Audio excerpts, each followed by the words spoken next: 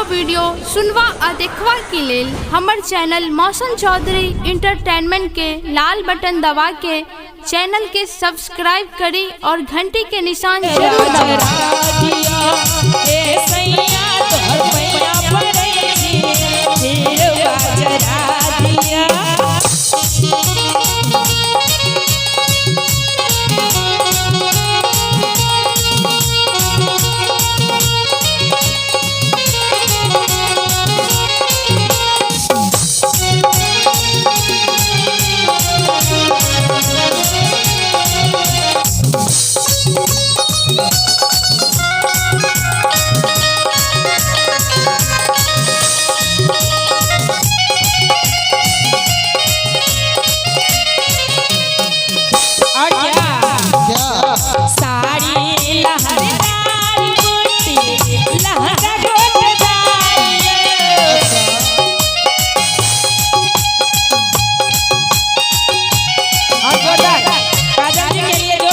जोरदार ताली कहती हैं साड़ी लहरदार बूटी लहंगा गोटदारी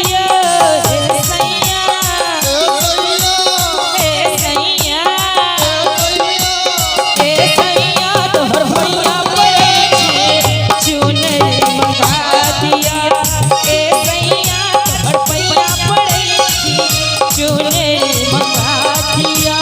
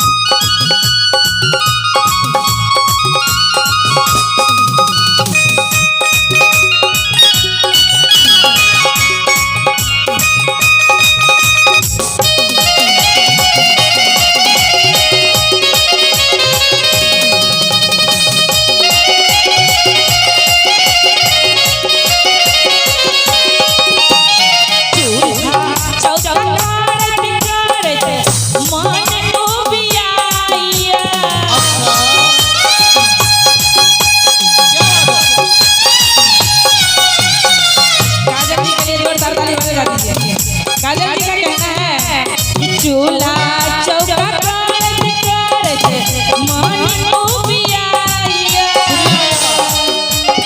मीरा जी आगे कह दे। हां बोलो।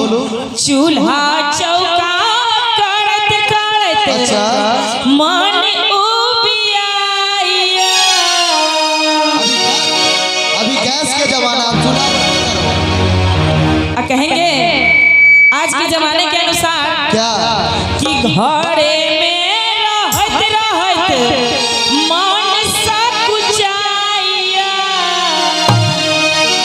आहे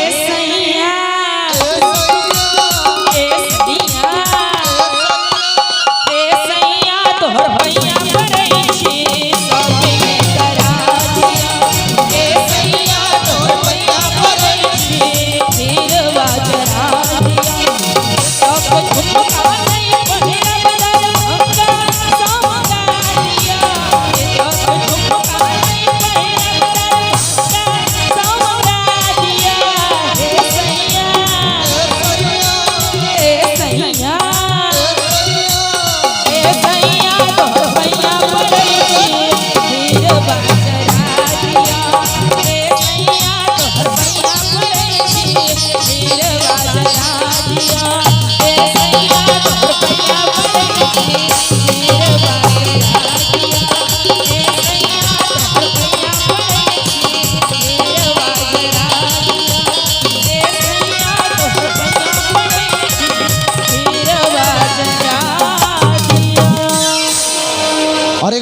की जोरदार ताली होना चाहिए मीरा जी के लिए। और फिर से उपस्थित मीरा जी लोकगीत लेकर और आइए एक लोकगीत